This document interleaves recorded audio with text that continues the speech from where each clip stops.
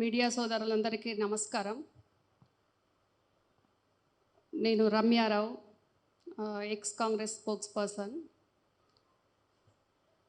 ఈరోజు మీ ద్వారా, మీడియా ద్వారా తెలంగాణ రాష్ట్ర ప్రజలందరికీ కూడా అడ్డదారిన రాజ్యసభ గతంలో 2 గుంటల స్థలం తీసుకున్న వ్యక్తి ఈరోజు వేల కోట్లకు పడగలెత్తి రాష్ట్ర ప్రజలు కట్టే పన్నులను, ఆ పన్నుల ద్వారా జీతం తీసుకుంటున్న వ్యక్తి ఈరోజు రాష్ట్ర ప్రభుత్వాన్ని శాసించే విధంగా మరి బంధువు అయి రాబంధువుగా మారిన ఈ వ్యక్తి వల్ల నాలాంటి దానికి చాలామంది తెలంగాణలో ఉన్న అతని వల్ల ఇబ్బంది పడుతున్న వ్యక్తుల వల్ల మరి వారందరూ కూడా అతని అరాచకాల గురించి చెప్పలేకపోవచ్చు. కానీ నేను ఆరోపణలు చేయడం కాదు, ఆధారాలతోటి ఈరోజు చూపించదలుచుకున్నాను మీ మీడియా ద్వారా తెలంగాణ రాష్ట్ర ప్రజలందరికీ కూడా. అతను 2 గుంటలు కూడా లేని వ్యక్తి తెలంగాణ ప్రభుత్వం వచ్చిన తర్వాత, కేసీఆర్ గారు ముఖ్యమంత్రి అయిన తర్వాత 2 గుంటల పట్టా స్థలం మిడ్ మానేర్లో మా ఇల్లు పోయింది అని చెప్పి 2 గుంటల పట్టా స్థలం తీసుకున్న వ్యక్తి 2015లో ఇప్పుడు వేల కోట్లకు పడగలెత్తాడు. 2015లో 2 గుంటల స్థలం తీసుకున్న అతను 2009లో 5 కోట్ల ఆస్తులు కొనుక్కున్నాడు బంజారాయిల్స్లో. 2009లో 5 కోట్ల ఆస్తులు కొనుక్కున్నోడికి మరి చట్టబద్ధంగా రాష్ట్ర ప్రభుత్వం 2015లో తెలంగాణ వచ్చినాక మరి ఏ రకంగా అతనికి 2 గుంటల స్థలం ఇచ్చిండ్రు, అది కూడా బీసీ లేబర్ కింద, బిలో పావర్టీ బీసీ లేబర్ కింద. మరి ఇట్లాంటివన్నీ ఇంకా నాలాంటి దాన్ని, నాకు చిన్న ఒక వ్యవసాయ భూమి ఉంది కరీంనగర్ జిల్లా ఎలుగందల గ్రామంలో. అక్కడ నేను ఒక 2007లో ఒక భూమి కొనుక్కున్నా, చిన్నది 2.5 ఎకరాల భూమి కొనుక్కున్నా. ఆ భూమి పక్కకు గవర్నమెంట్ గుట్టలు ఉన్నాయి. ఆ గుట్టల్ని కూడా ఆంధ్రులతోటి పొత్తుండి మరి ఆయన తొత్తులుగా ఉన్న వాళ్ళందరినీ కూడా ఆయన కాళ్ళ కింద పెట్టుకుంటూ నాలాంటి పట్టాదారిని నేనంటే వచ్చి మాట్లాడగలుగుతున్నా, మాట్లాడలేని వాళ్ళు, చెప్పుకోలేని వాళ్ళు, ఇబ్బందులు పడేవాళ్ళు, అతని అరాచకాలకు దురాఘాతాలకు బాధితులు ఉన్న వాళ్ళు చాలామంది ఉన్నారు. మరి వాళ్ళందరి తరఫున కూడా నేను తెలియాల్సిన అవసరం ఉంది. కాబట్టి తెలంగాణ వచ్చినాక కూడా ఆంధ్రోళ్ళతోటి మనకు అవసరం లేదు, వాళ్ళ అరాచకాలకు వాళ్ళ దురాఘాతాల కోసమే మనం తెలంగాణ తెచ్చుకుంటున్నాము అని చెప్పిన వీళ్ళు టీఆర్ఎస్ పార్టీ నాయకులు, టీఆర్ఎస్ పార్టీ, మరి అదే టీఆర్ఎస్ పార్టీలో మొదటగా జనరల్ సెక్రటరీగా ఉండి ఆ తర్వాత అడ్డదారిన దొడ్డిదారిన రాజ్యసభ కాకముందు నుండి ఇప్పటి వరకు కూడా ఆయన దురాఘాతాలకు అంతు పంతు లేదు. నేను మీకు ఇప్పుడు ఆధారాలతో చూపిస్తాను, ఒక నిమిషం.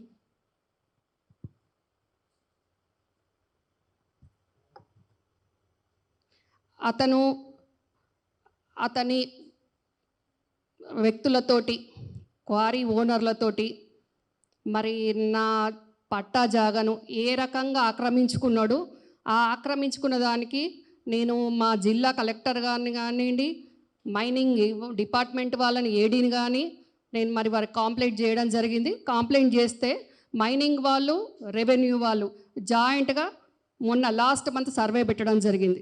ఆ సర్వే రిపోర్ట్ కూడా వచ్చింది. ఆ సర్వే రిపోర్ట్ చూడండి. దీంట్లో మరి ఆ గోల్డ్ మైన్ కంపెనీ వాళ్ళు, ఆ గోల్డ్ మైన్ కంపెనీ ఈ జోగినిపల్లి సంతోష్, ప్రదీప్ రెడ్డి, సుబ్బారెడ్డి కొడుకు ప్రదీప్ రెడ్డి, ఇంకా 2 పార్ట్నర్స్ ఉన్నారు.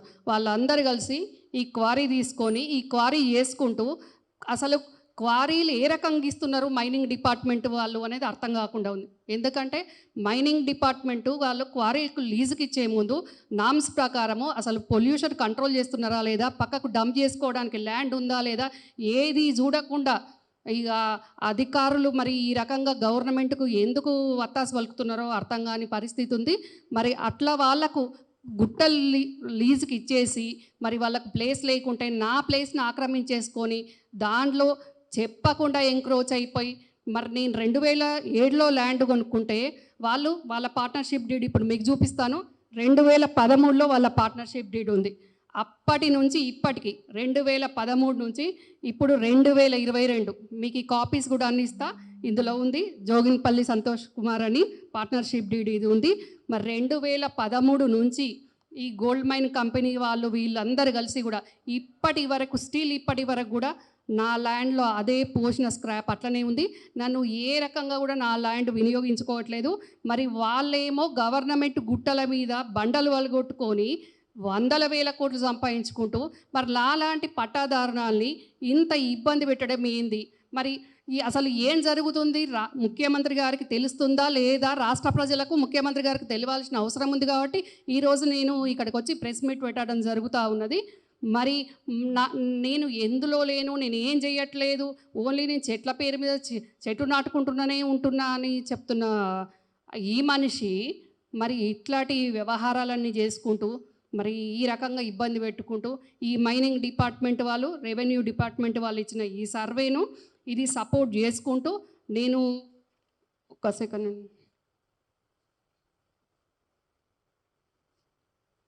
23rd రోజు ఫిబ్రవరి 23rd రోజు నేను ఎఫ్ఐఆర్ చేయించడం జరిగింది. మా కొత్తపల్లి పిఎస్లో ఎఫ్ఐఆర్ చేయించాను.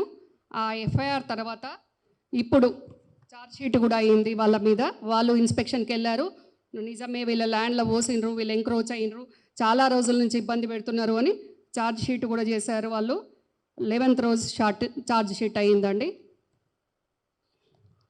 మొన్న 11th రోజు, ఏప్రిల్ 11th రోజు ఛార్జ్షీట్ కూడా అయింది. ఈ ఛార్జ్షీట్ వేయడానికి కూడా అధికారులు కూడా ఇబ్బందులు పడాల్సిన పరిస్థితి ఎదుర్కొన్నారు. ఎందుకంటే వీళ్ళు నా ఫోన్ లిఫ్ట్ చేయరు, పోలీసు వాళ్ళ ఫోన్ లిఫ్ట్ చేయరు, మైనింగ్ వాళ్ళు వాళ్ళకే సపోర్ట్గా ఉన్నారు. మరి ఫేక్ రిపోర్ట్స్ వాళ్ళు ఇస్తుంటారు. అక్కడ వాళ్ళు అథెంటిక్ ఇచ్చిన సర్వే రిపోర్ట్ ఒకటి ఉంటుంది, మళ్ళీ వీళ్ళకు తొత్తులు ఉండి మళ్ళీ పోలీస్ డిపార్ట్మెంట్ వాళ్ళకు ఈ మైనింగ్ వాళ్ళే మరి అధికారుల వాళ్ళకు ఈ ప్రభుత్వంలో ఉన్న పదవులు ఉన్న వాళ్ళకు అటెండర్ల అర్థం కాని అయోమయం పరిస్థితి ఉంది. వాళ్ళు ఇచ్చిన ఫేక్ రిపోర్ట్ తోటి మా పోలీస్ వాళ్ళు కూడా ఫస్ట్ ఇచ్చిన రిపోర్టే కరెక్ట్ ఉంది, మైనింగ్ అండ్ రెవెన్యూ వాళ్ళు ఇచ్చింది, మళ్ళీ ఇప్పుడు ఫేక్ రిపోర్ట్ తీసుకొచ్చిండ్రు అని మరి ఎఫ్ఐఆర్ అయినాక కూడా వాళ్ళు అరెస్ట్ రాకుంటే అప్పుడు హైదరాబాద్కి వచ్చి వాళ్ళని అరెస్ట్ తీసుకొని వచ్చాక అప్పుడు ఛార్జ్షీట్ చేయడం జరిగింది. వాళ్ళు ఒకటే చెప్తున్నారు, ఏమయ్యేది ఉంది మాకు, మేము ఎందుకు చేసుకున్నాం, అడ్వకేట్ జనరల్ రామచంద్రరావు ఏజీపీని ఎందుకు చేసుకున్నాం మేము, మాకు ఇట్లాంటి పనులు చేయడానికి అంటే మీ అడ్డమైన వ్యవహారాల కోసం మీకు ఇష్టం ఉన్న వాళ్ళను మీరు ఏజీపీలు చేస్తారు, ఇష్టం చేస్తారు. అయితే ఏజీపీ రామచంద్రరావు ఉన్నాడు కదా అనుకొని మీరు సరెండర్ అవ్వకుండా, ఎఫ్ఐఆర్ అయినాక పోలీసు వాళ్ళు ఇన్ఫర్మేషన్ ఇస్తే కూడా రాకుండా, మీరు అరెస్ట్ అవ్వకుండా, మీరు వచ్చి స్టేషన్ బెయిల్ తీసుకోకుండా మీరు స్క్వాష్లు వేసుకొని ఏజీపీ రామచంద్రరావు సపోర్ట్ తోటి మరి ఈ రకంగా చేస్తామంటే న్యాయం కూడా అమ్ముడుపోతుంది అనుకుంటున్నారా? వీళ్ళు ఏమనుకుంటున్నారు? మరి వీళ్ళు చేసే వ్యవహారాలు ముఖ్యమంత్రి గారి దృష్టికి వస్తున్నాయా, వస్తలేవా? ఈ సందర్భంగా నాకు రావాల్సిన అవసరం ఉంది కాబట్టి నేను ఈరోజు ఇక్కడికి వచ్చి తెలియజేసే విధంగా మాట్లాడుతూ ఉన్నా. మరి ఏజీపీ రామచంద్రరావు అయినా ఇంకెవరైనా న్యాయం అంతటా అమ్ముడు పోదు, న్యాయం ఇంకా ఉన్నది అని తెలియడానికే ఈరోజు ఈ ఛార్జ్షీట్ కూడా పోలీసు వాళ్ళు వేయడం జరిగింది. నేను కోర్టు పరంగా కూడా లీగల్గా కూడా వెళ్ళదలుచుకున్నా. ఎందుకంటే వీళ్ళు ఇప్పుడు మైనింగ్ వాళ్ళు ఇచ్చింది, పోలీసు వాళ్ళు చేసిన ఎఫ్ఐఆర్ ఛార్జ్షీట్ సపోర్ట్ చేసుకుంటూ నేను కోర్టులో కూడా కేసు వేస్తున్నాను.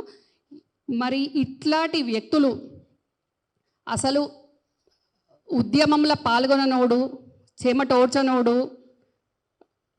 బంధువులాగా కాకుండా మరి టీఆర్ఎస్ పార్టీలో కానివ్వండి, రాష్ట్ర ప్రభుత్వంలో కానీ ఈరోజు అందరినీ అధికారులను కానివ్వండి, నాయకులను కానివ్వండి, ఇక కుటుంబ సభ్యుల కంటే చెప్పాల్సిన అవసరమే లేదు.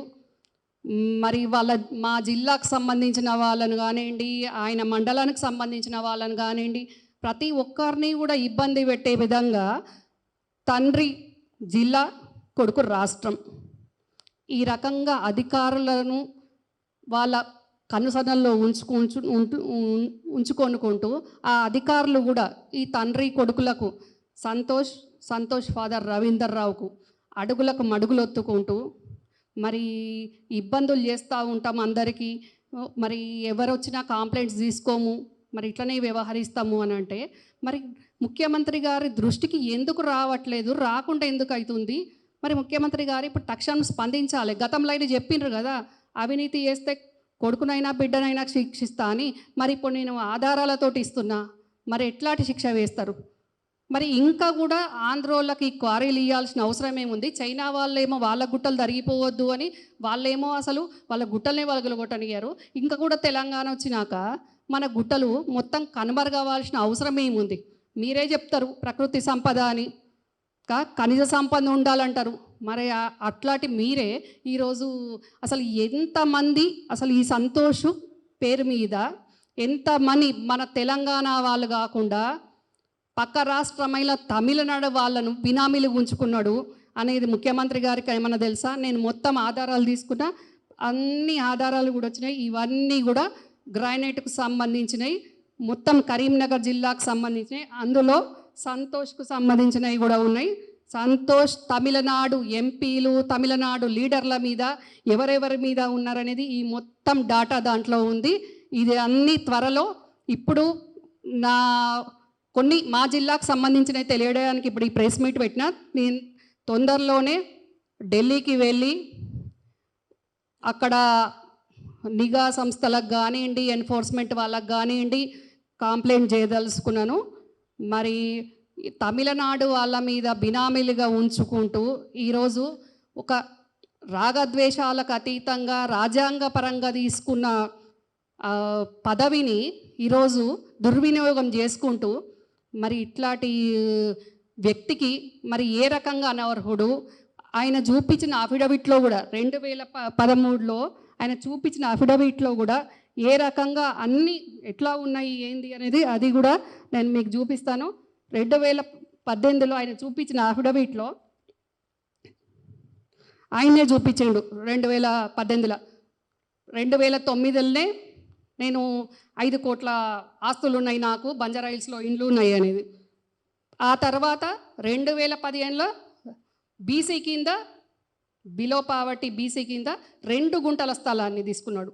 మరి ఆయనకేమో 2 గుంటల స్థలం తీసుకుంటాడు. అదే ముంపు గ్రామాలకు సంబంధించి 12,700 చిల్లర కుటుంబాల్లో 4,231 సంథింగ్ ఏదో ఉంది. అంతమంది యువతులకు పట్టాలు రావాల్సిన వాళ్ళకైతే ఇది వరకు పట్టాలు దిక్కులేవు, వాళ్ళకు రావు. కానీ ఈయనకు మాత్రం ఈ గవర్నమెంట్ వచ్చినాక పట్టా వస్తుంది. 2009లో 5 కోట్ల ఆస్తులు ఉంటాయి. ఆ తర్వాత ఈ 2 గుంటల స్థానాన్ని కూడా పోనీయలేదు అని అంటే మీరు అర్థం చేసుకోవాల్సిన అవసరం ఉంది. రాష్ట్ర ప్రజలు కూడా అర్థం చేసుకోవాలి. ఏ రకంగా ఎక్కడ ఒక గుంట జాగా కూడా పోనీయకుండా అవకాశం ఉన్న కాడికి దండుకోవాలనే దాంట్లో ఇప్పుడు గతంలో నేను లాస్ట్ వీక్ చూశాను. ఏంటి లండన్లో 100 కోట్లది విల్లా కొంటున్నాడు, ప్యాలెస్ కొంటున్నాడు అని. మరి ఇక్కడనేమో 2 గుంటలు కూడా వదిలిపెట్టాడు. రాష్ట్రాన్ని దోసుకుంటూ ఎక్కడికక్కడ ఆయన కనుసన్నల్లో పెట్టుకుంటూ మెగా కృష్ణారెడ్డి లాంటోనికి ప్రగతి భవన్ గేట్లు ఓపెన్ పెట్టుకుంటూ అపాయింట్మెంట్లు ఇచ్చుకుంటూ మరి లండన్లో విల్లాలు కొంటాడు. ఎక్కడైనా అన్ని కంట్రీలో ఎక్కడైనా కొంటారు. కానీ దీని మీద ఎవరు స్పందించకుండా ఎవరేం చేసినా కానీ మాకు ఇన్ఫార్మర్గా ఉన్నాడని కొందరు అనుకుంటున్నారా? మాకు సమాచారం ఇస్తారని కొందరు నాయకులు అనుకుంటున్నారా? మరి ఎవరు స్పందించాలి? వీళ్ళ మీద ఎవరు తక్షణం స్పందించి వీళ్ళ మీద చర్యలు ఎవరు తీసుకోవాలి? కొందరు నాయకులు ఏమో చెప్తూ ఉంటారు, మేము సమయం సందర్భం వచ్చినప్పుడు వీళ్ళని స్పందిస్తాము, వీళ్ళని జైల్లో పెడతాం, అది పెడతాం, ఇది పెడతామని. అసలు ఆ గాలి మాటలు, నోటి మాటలు ఎందుకు చెప్తున్నట్టు? మరి నాలాంటిది ఇలాంటి ఆధారాలు ఇస్తే మరి ఫస్ట్ ఇతని మీద చూడండి. ఎందుకు చూడట్లేదు? ఈయన మీకు ఏ రకంగా ఉపయోగపడుతున్నాడని ఇతని మీద మేము ఆధారాలు ఇస్తే ఎందుకు చర్యలు తీసుకోవట్లేదు? రాష్ట్ర ప్రభుత్వం తీసుకునే పరిస్థితి లేదు, కేంద్ర ప్రభుత్వం తీసుకోవాలి కదా. ఈయన రాష్ట్ర ప్రభుత్వంలో కూడా లేడు కదా, కేంద్రంలో ఉన్నాడు కదా, ఎంపీగా ఉన్నాడు కదా, ఒక రాజ్యసభ కదా. మరి ఇట్లాంటి వ్యక్తి మీద ఇన్ని ఆరోపణలు ఆధారాలతో సహా వస్తే మరి కేంద్ర ప్రభుత్వంలో ఉన్న నాయకులు మరి ఇతన్ని ఎందుకు, వాళ్ళ పార్టీ నాయకుడా కాదు, మరి అట్లాంటప్పుడు వాళ్ళ ఎందుకు చర్యలు తీసుకోవట్లేదు, దేనికోసం తీసుకోవట్లేదు? మరి ఎప్పటికప్పుడు లీకులు వస్తూ ఉన్నాయి, ఇతని వల్లనే కేంద్రానికి సమాచారాలు అందుతున్నాయని, దాంట్లో భాగంగానే ఇతని మీద చర్యలు తీసుకోవట్లేదా? హాయ్ ఫ్రెండ్స్, మా టుడే టుమారో యూట్యూబ్ ఛానల్ చూస్తున్నందుకు చాలా థ్యాంక్స్. మరిన్ని లేటెస్ట్ వీడియోస్ కోసం వెంటనే సబ్స్క్రైబ్ చేయండి. అలాగే ఈ బెల్ని కూడా రింగ్ చేసేయండి. మా నోటిఫికేషన్స్ అన్ని మీ మొబైల్లో వస్తాయి. అలాగే మా వీడియోస్ మీకు నచ్చితే లైక్ చేయండి, షేర్ చేయండి, నచ్చకపోతే కామెంట్ చేయండి.